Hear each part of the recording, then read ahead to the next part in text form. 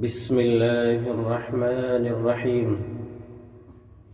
ألف لام را، تلك آيات الكتاب وقرآن مبين. ربما يود الذين كفروا لو كانوا مسلمين. ذرهم يأكلوا ويتمتعوا ويلهيهم الأمل فسوف يعلمون. وما أهلكنا من قرية إلا ولها كتاب معلوم. ما تسبق من أمة أجلها وما يستأخرون. وقالوا يا أيها الذي نزل عليه الذكر إنك لمجنون.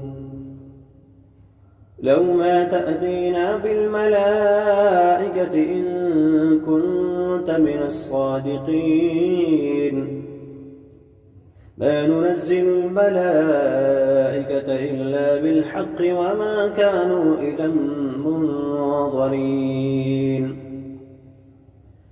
إنا نحن نزلنا الذكر وإنا له لحافظون. ولقد أرسلنا من قبلك في شيع الأولين. وما يأتيهم من رسول إلا كانوا به يستهزئون. كذلك نسلكه في قلوب المجرمين. لا يؤمنون به وقد خلت سنة الأولين. ولو فتحنا عليهم بابا من السماء فظلوا فيه يعرجون لقالوا إنما سكرت أبصارنا بل نحن قوم مسحورون. ولقد جعلنا في السماء بروجا وزيناها للناظرين وحفظناها من كل شيطان رجيم إلا من استرق السمع فأتبعه شهاب مبين. والأرض مددناها وألقينا فيها رواسي وأنبتنا فيها من كل شيء موزون. وجعلنا لكم فيها معايش ومن لستم له برازقين.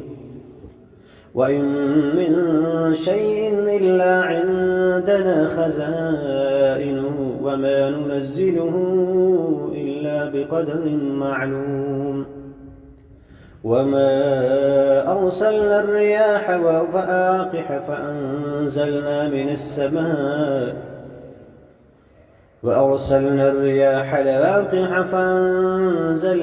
السماء ماء فأسقيناكموه وما أنتم له بخازنين.